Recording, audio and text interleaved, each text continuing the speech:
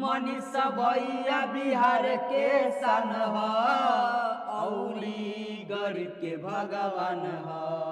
मनीष भैया बिहार के सन ह औरी गरीब के भगवान ह।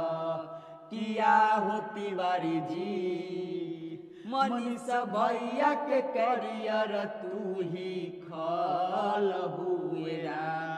किया हो बीजेपी मार लहू न जिंदे अगिया में जार लहुएरा।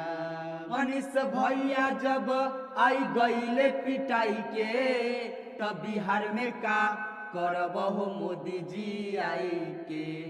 मनीष भैया जब आई गईले पिटाई के तब बिहार में का करब हो मोदी जी आई के। किया हो मोदी जी मार लहू न जिंदे अगिया में जार लहुएरा। किया हो मोदी जी मार लहू न जिंदे अगिया में जार